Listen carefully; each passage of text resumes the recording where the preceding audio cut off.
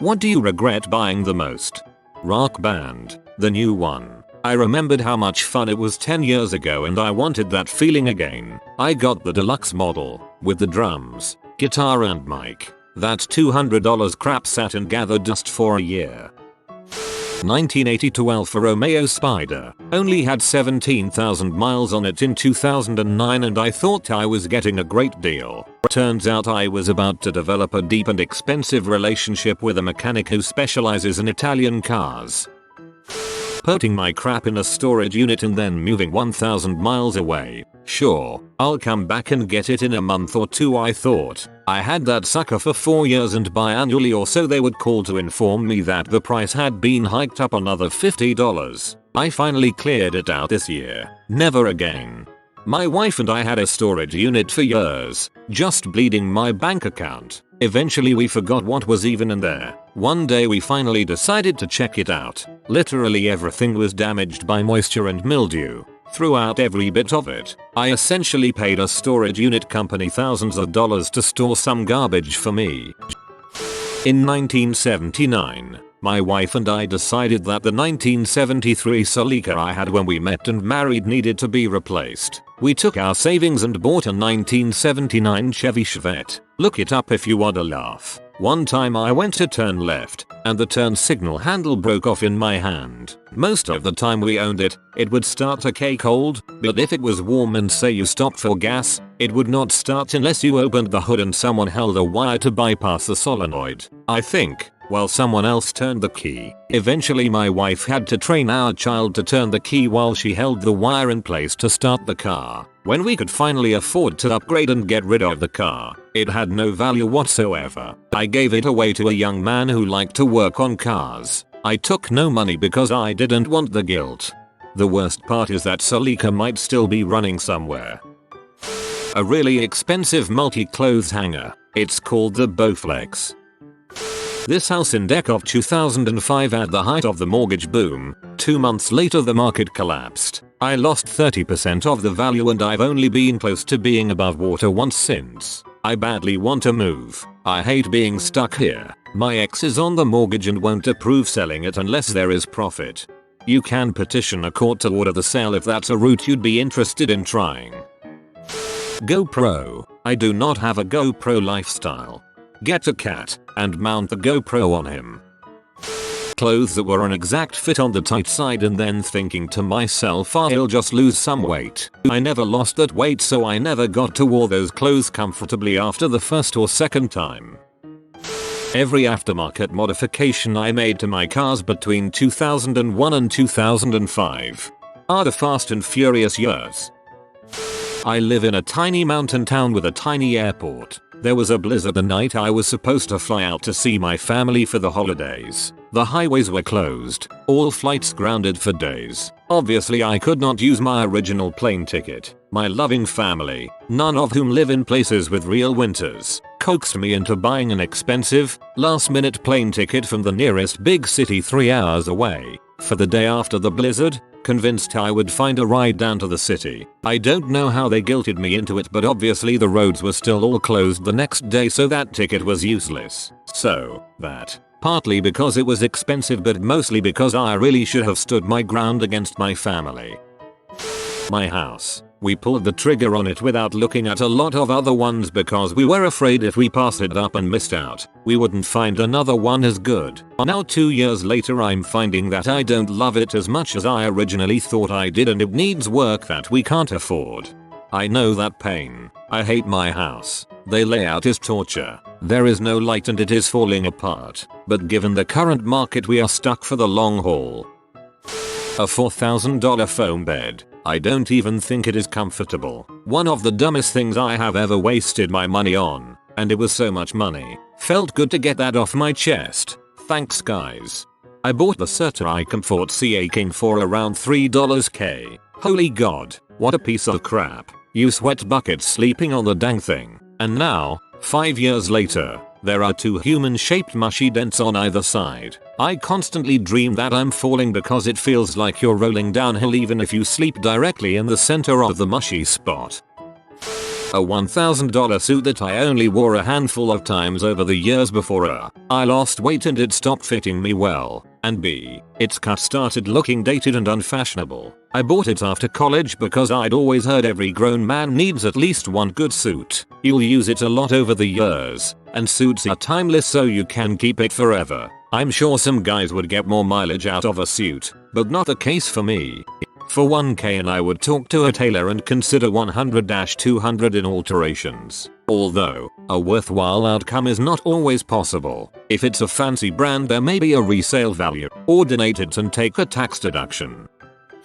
I bought an engagement ring for a girl in college I thought I wanted to marry. When I showed it to her she freaked out. Now I was stuck with a ring that the department store would not take back or refund me. After some haggling they agreed to exchange the ring for a store credit. I ended up getting a down sleeping bag. Turned out to be a better deal in the long run.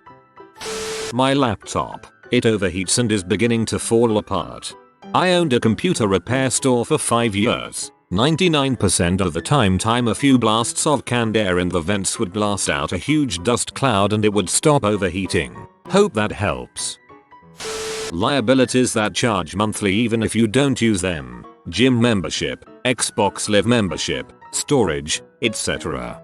Gyms know you won't use their services. That's their whole business model. One of those coffee makers with the pods and barcodes.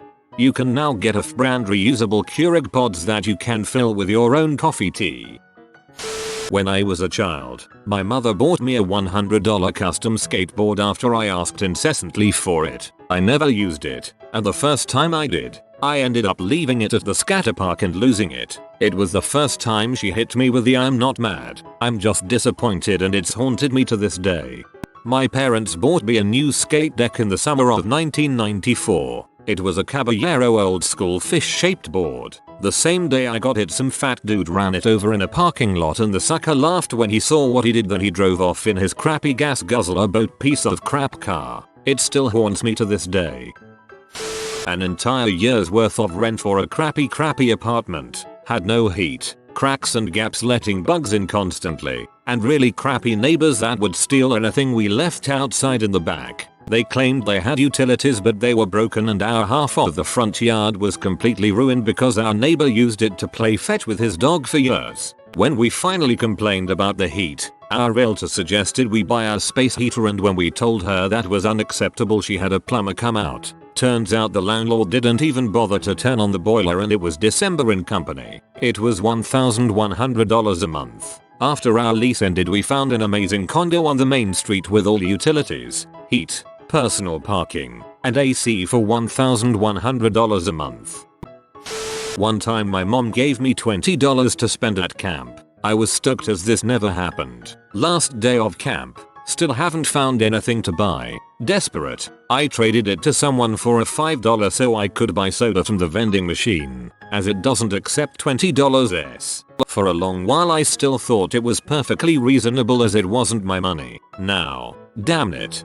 Once when I was pretty little, I asked my mom for $1. This was the 80s in Canada so we still had $1 and $2 bills. She only had a $2 and gave it to me. I was upset because it wasn't $1, so I ripped it half. I was smart enough to know that half of $2 was $1, but not smart enough to know that $2 is greater than $1. I still shake my head at how mad I was over something so stupid.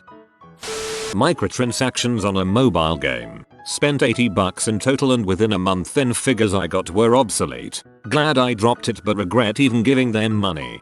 I know a guy who has spent $10K on microtransactions for a single game. He has the disposable income to support the habit, but frick. Bread machine and other random kitchen crap I don't need. A bread machine does sound like fun though. A GTX 1080 in March. My Mini Cooper. Love the car, but I couldn't really afford it when I got it, and I couldn't work on it myself because all the parts are so compact and need special tools, and it has been a maintenance nightmare. The dealer said it only needed an oil change every 15k miles, which I followed, which led to needing an engine rebuild after 90k miles. A Mini is just a cheaper BMW with all the expense and problems of a BMW. Source: I build BMWs. portable DVD player, $450. When VCR first came out, we paid nearly $800 for it. Ugh. It included free movie rentals for a while. $60 Reiki session. She touched my body and told me I was a mermaid in my past life and that was about it. I would have loved to see your face. You were a mermaid in your past. Next. An electric blanket. I'm addicted to it now. It's too hard to get out of bed. Even harder than before.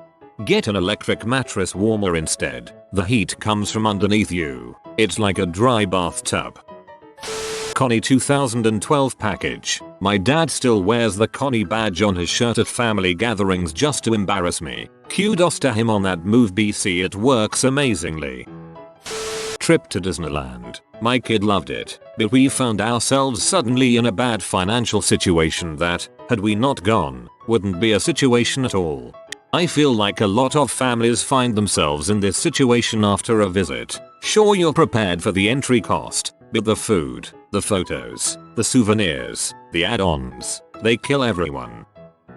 $1,800 deposit on a study abroad course at my university. I ended up choosing not to go because I was rapidly losing weight and couldn't stop crapping, like chronically. I literally thought I was dying. Found out a few months and one colonoscopy later that it was just lactose intolerance. I went through a period where I was crazy for matcha and bought $50 worth of culinary grade matcha powder. I had a matcha latte every day, milk, honey, and 2 teaspoons of matcha. Could not figure out why I couldn't stop farting and crapping water. Lactose intolerance snuck up on me too. A hair mattress which my cat popped as I was airing it up for the first time. My cat popped mine, too. I would blow it up every night, fall asleep, and wake up on the floor every morning. He also popped my mom's exercise ball while she was watching him for me, which I had to pay for. Man, I miss that little sucker. $40 to that I'm spending hundreds to remove. Honestly, I went through a phase where I became addicted to buying mists and lotions from Bath & Body Works. About 100 different bottles later I've realized I'm not even that into them. A nail buffering stick from one of those vendors at the mall. Paid $40 for that crap. Later found out you can buy the same thing for a couple bucks at any grocery store. I was fooled once, but never again. Don't even bother attempting to sell to me, mall vendors. Also, don't use nail buffers. All they do is thin out your nail plate to be smooth, but then the nails start to break because they are thin. All the alcohol I've consumed in my 5 years of being an alcoholic, $30/day, sometimes more, for 5 years, comes out to over $54,000. 4 days sober and counting. I've got a long journey ahead of me. Every time I buy a button-up shirt, I get it home and think I look dumb in this and put on a t-shirt. It then sits in my closet for a couple years, unworn, and eventually I pack it up and give it away.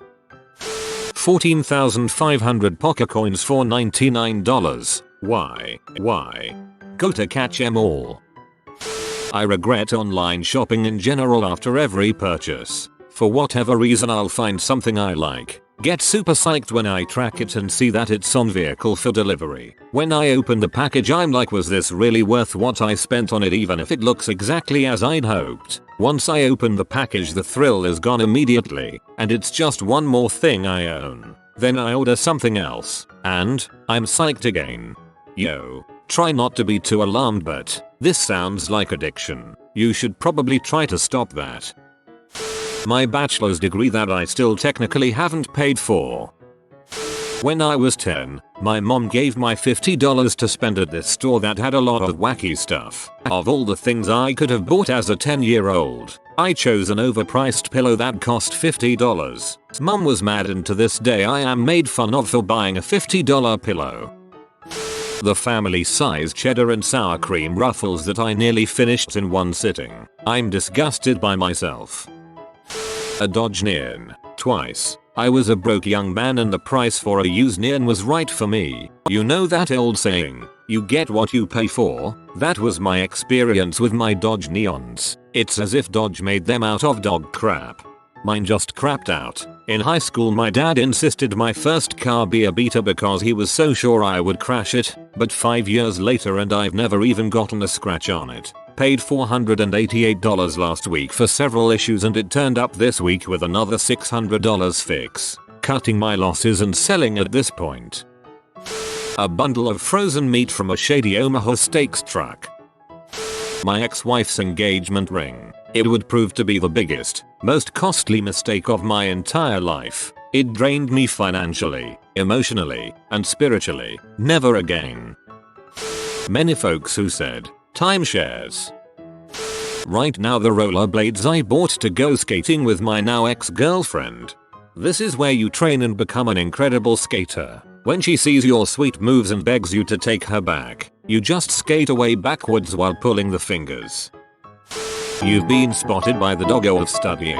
Like this video for good grades for the next 2 years. If you are new to the channel, you can subscribe. I publish new videos every day. Until then, check another video, or don't. Either way, have a great day you magnificent people.